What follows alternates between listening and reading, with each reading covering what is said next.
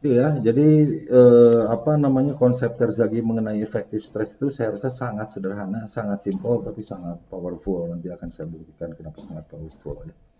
Sangat simpel karena Terzaghi hanya menyatakan bahwa overburden itu ditanggung bersama-sama oleh pore pressure dan efektif stres, atau overburden sama dengan pore pressure plus efektif stres, atau A sama dengan B ditambah C ya. Rumus yang sangat sederhana itu, lebih sederhana dari rumus Pitagoras. Saya rasa tidak ada kuadratnya gitu ya, tapi itu sangat powerful.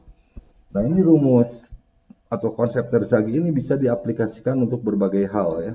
Jadi yang pertama itu adalah rumus tersebut bisa diaplikasikan untuk mengetahui land subsidence akibat pengambilan fluida. Kemudian yang kedua itu land subsidence akibat penambahan overburden gitu ya.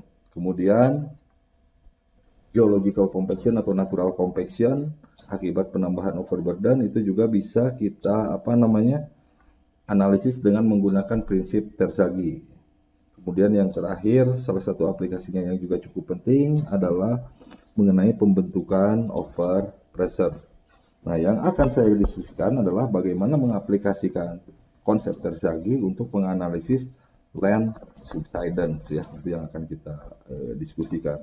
Sebelum itu saya akan berikan beberapa gambar dulu, berikan beberapa gambar sehubungan dengan land subsidence. Ini gambar-gambar yang apa benchmarking mungkin ya. Nah, ini pertama di dunia nih, ini yang gambar yang paling sering muncul di buku teks adalah land subsidence di San Joaquin Valley di California. Ya. Ini di sini ini adalah daerah pertanian gitu, di mana sumber airnya itu menggunakan irigasi air tanah. Jadi ini sering disebut sebagai salah satu kasus bahwa salah satu penyebab utama dari land subsidence yang terjadi di sini adalah akibat pengambilan fluida. Dalam kasus ini adalah pengambilan air tanah. Jadi ini saudara lihat, ini tahun 77 ada di sini benchmarknya ya. Tahun 1955 di sini. Jadi ini yang currentnya gitu ya, 1977 waktu itu diukur.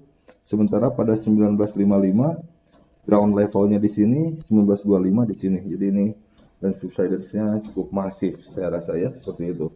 Kemudian ini gambar yang lebih recent, saudara lihat ini tahun 98 di sini, maaf tahun 88 di sini. Kemudian tahun 2004 di sini, 2008 di sini, 2013 di sini gitu ya. Jadi ini dalam 25 tahun itu 4,8 katanya daerah ini mengalami land subsidence. Jadi ini gambar yang sering sekali muncul di buku-buku teks gitu kan. Seperti itu. Nah, kemudian ini di our playground di Indonesia gitu ya. Ini beberapa contoh yang saya rasa ini cukup fenomenal juga ya. Jadi yang pertama itu di Museum Bahari. Ini saudara, kalau saudara lihat ini menaranya ya, menara Museum Bahari ini miring. Ini bukan karena fotonya dimiringin nih. Buktinya ini mobil nih ya. Kalau saudara lihat mobilnya nggak miring gitu ya, seperti itu. Jadi ini salah satu contoh bagus bahwa di sini terjadi land subsidence. Nah, cuman yang belum konklusif sampai dengan sekarang ini di Jakarta ini apa sebetulnya penyebab utama dari terjadinya land subsidence? Nanti kita lihat ya. Jadi itu di Museum Bahari di Jakarta. Kemudian kalau saudara lihat nih berikutnya ini di gedung BPT ini di Jakarta juga masih ya. Jadi ini yang kita sebut sebagai differential subsidence ya. Jadi ini terangkat nih saudara lihat ya. Jadi ini lebih tinggi gitu dibandingkan ini gitu. Jadi subsidence-nya itu rate-nya berbeda nih sehingga apa terjadi kasus seperti ini ya. Kayak kejungkit gitu ya.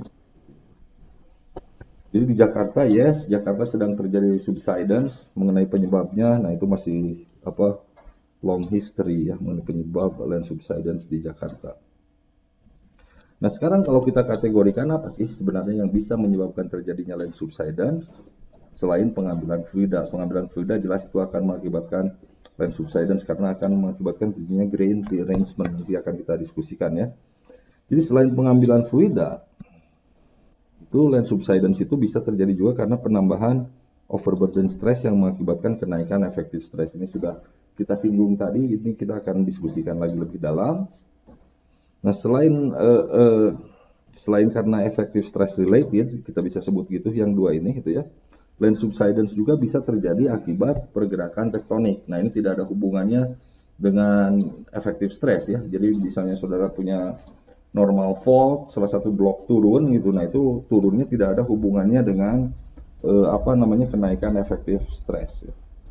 Kemudian nih yang terakhir ini nih yang kita sebut sebagai hydrocompaction. Kalau kita punya material-material yang contohnya itu gambut gitu ya, jadi dia bisa nyerap air gitu seperti itu. Nah, kalau air yang kita hilangkan itu akan muka air tanah atau muka air tanahnya kita turunkan, itu akan terjadi land subsidence secara sudden dan magnitude-nya cukup besar. Itu yang kita sebut sebagai hydrocompaction. Jadi kalau kita bicara land subsidence, ini saudara lihat di sini sangat kompleks ya. Jadi bukan hanya pengambilan air mengakibatkan land subsidence, bukan hanya itu gitu ya. Pengambilan air yes mengakibatkan land subsidence, tapi itu bukan satu-satunya penyebab land subsidence.